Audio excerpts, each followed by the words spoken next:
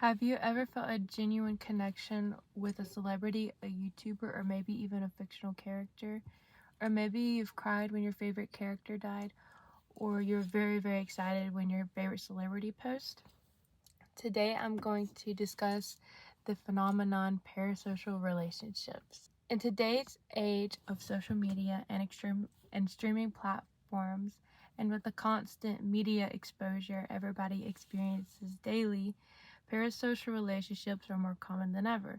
They don't only shape the way we connect with public figures, but they also shape the way that we perceive ourselves. As someone who has researched both psychology and media communication, I will explain what parasocial relationships are, why they happen, and their positive and negative effects. So let's start with the background of parasocial relationships. Parasocial relationships may seem modern, but the concept dates back like maybe even 70 years. The term was first introduced in 1956 by Donald Horton and Richard Wolff. They described parasocial relationships as one-sided emotional bonds between audiences and media figures, where the media figure does not know that the said audience exists. Unlike normal friendships where two people put in the same amount of effort to create a relationship, the audience is heavily interested in a media figure. Parasocial relationships grew with the rise of media. Like when television became popular, audience started to develop connections with even news anchors because that's really all they had in the beginning. But as social media progresses, we started to feel connections with influencers, YouTubers, even though interactions were entirely one directional. We still put all our love into a person.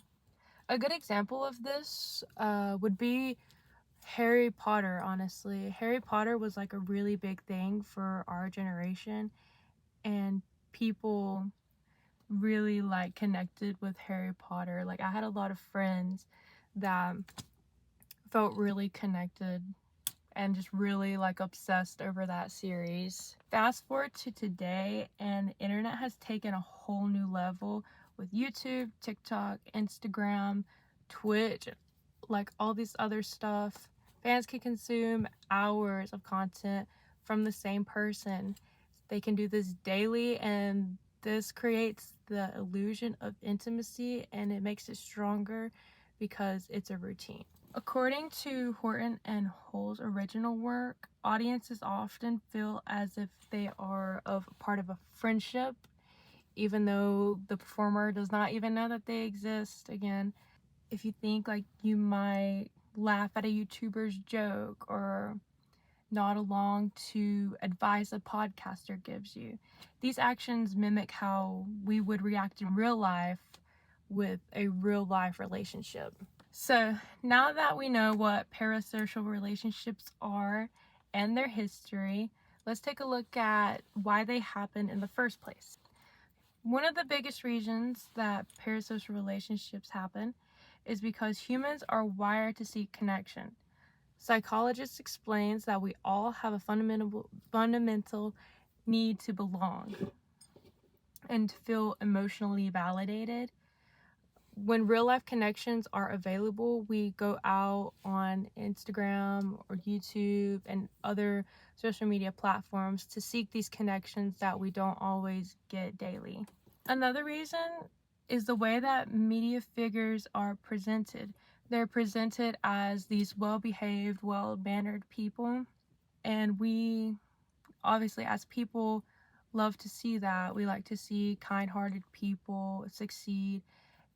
For example, vloggers, like you can see them like doing these daily acts of kindness and everything, and people grab onto that and they could feel connected to that.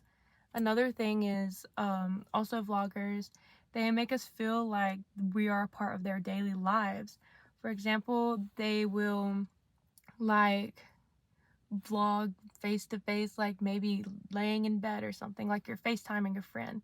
It gives the illusion that we may know them personally. Study by Jonathan Coheen in '04 found that parasocial bonds often mirror real-life relationships.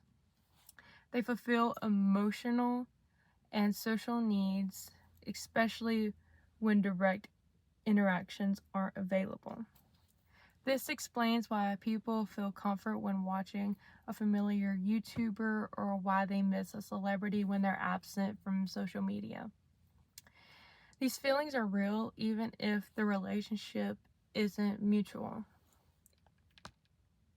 With these psychological roots in mind, we can now turn to the effects of parasocial relationships.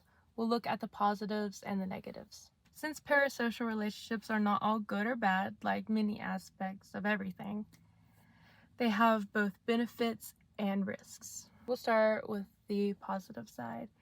Parasocial relationships can provide comfort and for people who feel lonely or isolated. Following a favorite celebrity or creator can make them come out of their shell and possibly even make new friends if they see their idol like socializing, going out during the day. It could really like take them out of their bedroom and go experience the world. They also play a role in identity. Young people, they're very influential, so who they watch on their phones and everything, like it kind of shapes how they are.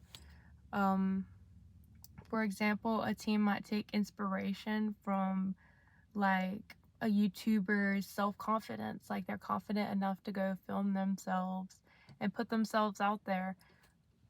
Youth can really take that and grow and just show that no one really cares, and yeah, just grow confidence in themselves. Another benefit is positive influence. It's kind of similar. Fans may adopt healthier habits for social justice values, or maybe even be more creative, want to make videos on their own, or they see their influencers creating things that could be clothes, jewelry, or anything like that. It can create hobbies for people. In these cases, parasocial relationships can inspire growth. However, there are downsides. One major concern is dependency. When someone relies too heavily on a parasocial relationship or emotional support, it may replace or reduce their investment in real world and family bonds. It can take away from time with friends, family, and it can really cause you to miss out on the real world. Another problem is unrealistic expectations. Fans may have this already like perceived way that they see somebody, like their favorite singer or somebody.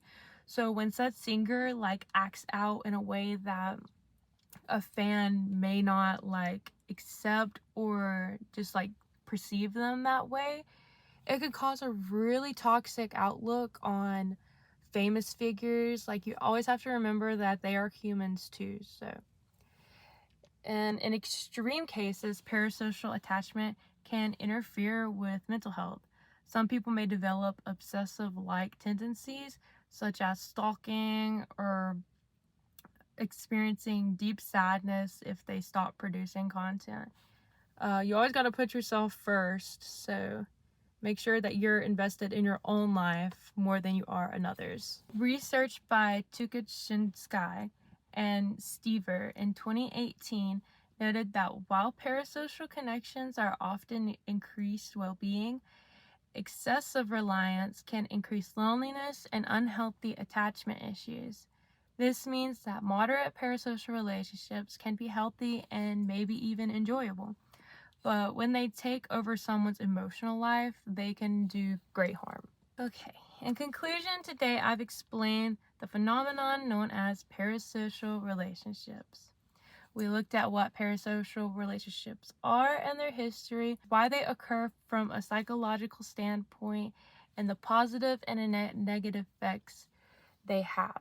I'd like to close by saying this. Whether it's a favorite influencer, actor, or idol, parasocial relationships both highlight our deep need for connection and the incredible power that media can have to create these bonds.